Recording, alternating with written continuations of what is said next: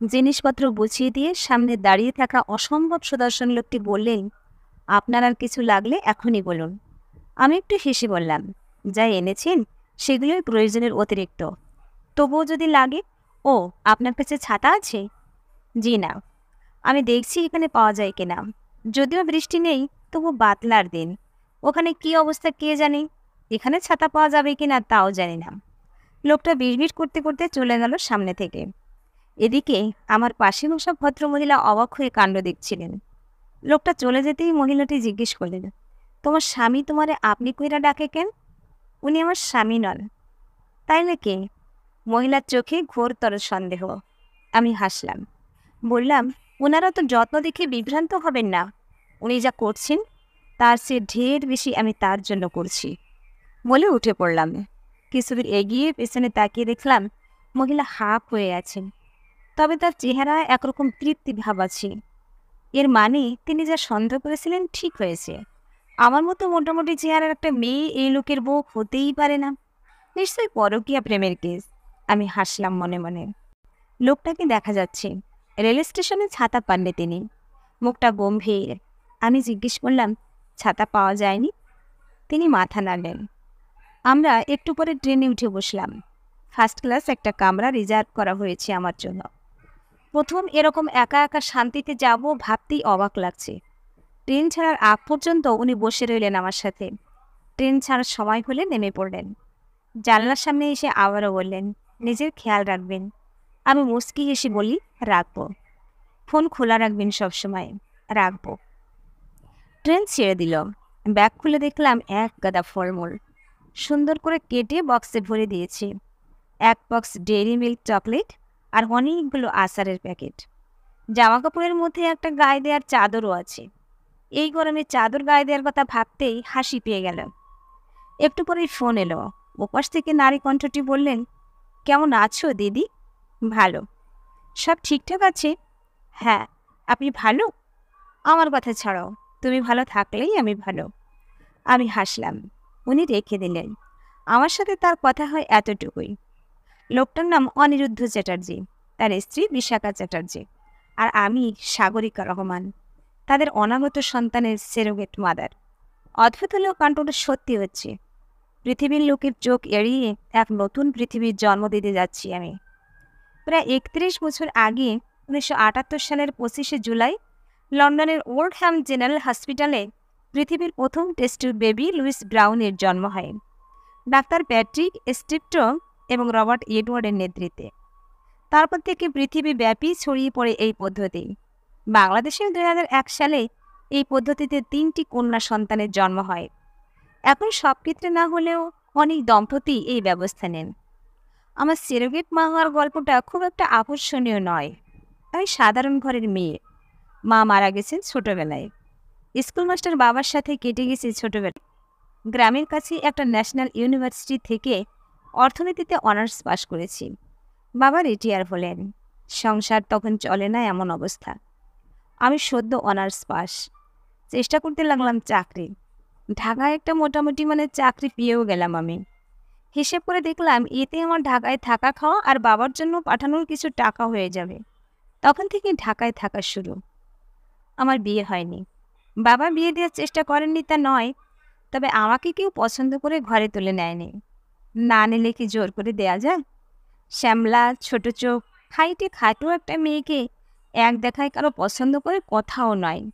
যারাও বা রাজি হয়েছে, সে বসেছে সেই আদ্যিকালের নিয়ম মতো ধনুক ভাঙা পণ। বাবার পক্ষে তা দেওয়া সম্ভব ছিল না কোনো কালেই। তাই আমারও আর বিয়েটা করা হয়ে ওঠেনি। ভালোই ছিলাম এখানে। ৩ মাস পর পর বাবার সাথে দেখা করতে যেতাম। প্রতি ঈদে বাবার গায়ে নতুন পাঞ্জাবি দেখতে পেতাম। সেই আমার জীবন ছিল। নিজের কিছু হলো না এ বিষয়ে আফসোস থেকে বেশি আমার একটা আফসোস হতো যে পৃথিবীর কোনো কাজে লাগতে পারলাম না। শুধু শুধু একটা মানুষের জন্ম হলো, সে আলো বাতাস নিল, দু চোখ ভরে পৃথিবীর সৌন্দর্য গিলল, তারপর মরে গেল। একথা ভাবলেই কষ্ট হতো। কল্পনা করতাম একদিন কিছু করবো এই পৃথিবীর জন্য, দুপে মানুষগুলোর জন্য। একদিন সুযোগ পেয়েও গেলাম। এক কলিগের সাথে হাসপাতালে গিয়েছিলাম। সেখানে চ্যাটার্জি দম্পতির সাথে দেখা। ভীষণ বইহুল্লোড় আর কান্নাকাটি করছিলেন মহিলা। খুব ফর্সা গোলগাল মহিলাটি।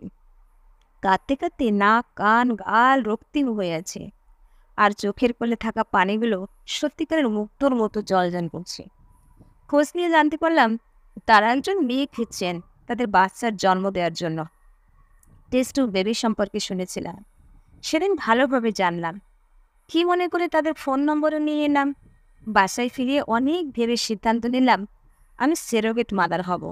পৃথিবীর এক দম্পতির মুখে হাসি ফুটিয়ে মরতে পারলেও পৃথিবীর ঋণ কিছুটা শোধ হবে হয়তো। আমি বাচ্চা গর্ভে ধারণ করার বিনিময়ে কিছুই চাইনি, 1 টাকাও নেব না, সে আগেই বলে দিয়েছি। শুধু 2টো শর্ত ছিল। এক, এর মাঝে একবার বাবাকে দেখতে যাব, আর আমি তাদের বাড়িতে থাকবো না। তারা ডাক্তারের পরামর্শ নিয়ে রাজি হয়ে গেল। দীর্ঘ পরীক্ষা নিরীক্ষার পর আমি গর্ভবতী হলাম। সে রাতটা উত্তেজনায় ঘুমাতে পারেনি। বাবাকে জানাইনি কিছু, তিনি এমনিতেই অসুস্থ। এখন আমি বাড়ি যাচ্ছি, কুমিল্লা। বাবার অন্তিম সময় চলছে। গতরাতে অবস্থা খারাপ হয়ে গিয়েছিল। আমি গিয়ে জীবিত দেখতে পেলেই হয়। বাবার কথা ভাবতেই চোখে পানি চলে এলো। বাবা সারা জীবন আমাকে সুখী না করতে পারার কষ্ট নিয়েই রইল।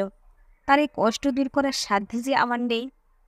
হট করে পেটে প্রচণ্ড ব্যথা পেলাম। ব্যথাটা ছড়িয়ে পড়ল যেন সারা তলপেট জুড়ে। আমি দাঁতে দাঁত চেপে সহ্য করলাম ব্যথা। অস্থায়ী যন্ত্রণা চলে যেতে একটা সুখানুভূতি ছড়িয়ে পড়ল মনে। বাচ্চাটা লাথি মেরেছে। ছেলেবাবু একটু বেশি দুরন্ত হবে বুঝি।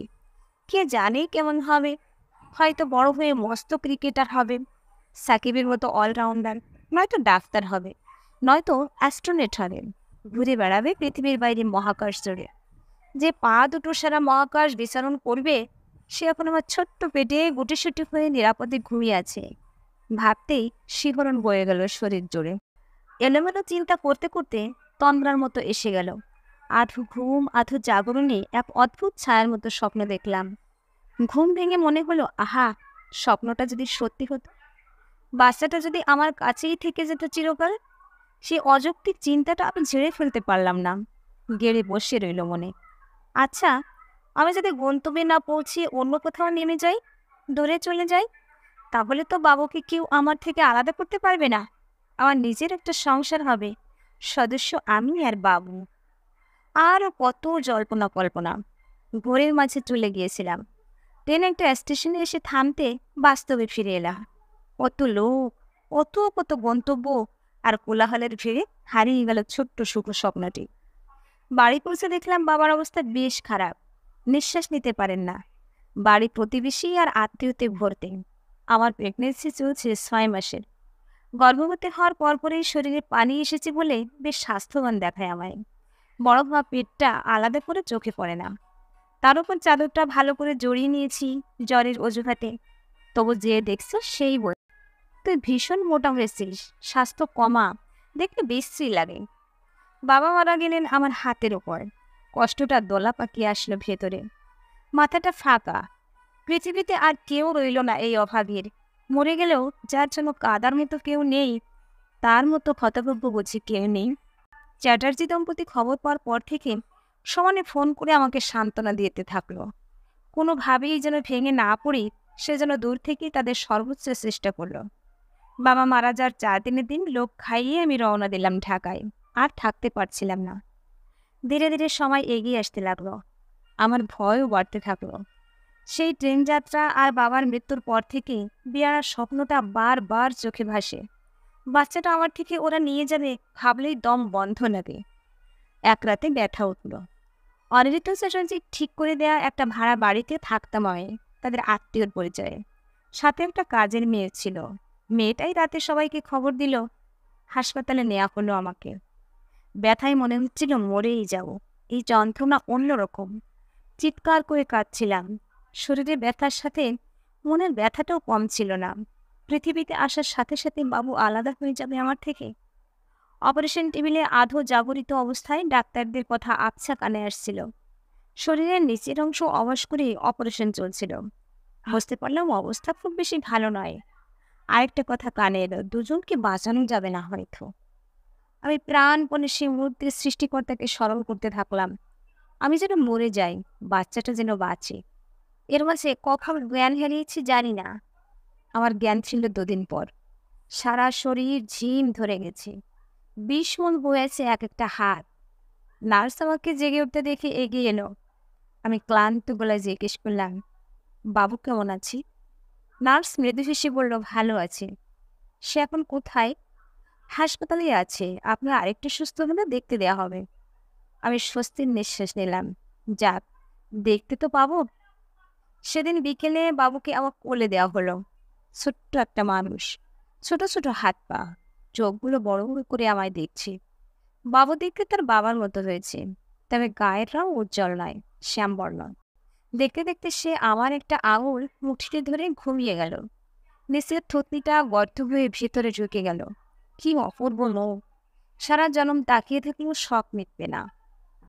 সে সময় অনিরুদ্ধ চ্যাটার্জি কেবিনে ঢুকলেন, মুখে ম্লান হাসি, যেন অনেক কষ্টে হাসিটা ধরে রেখেছেন। পাশে তুলে বসে বললেন, কেমন আছে? আমি বিস্তৃত হাসি দিয়ে বললাম, ভালো।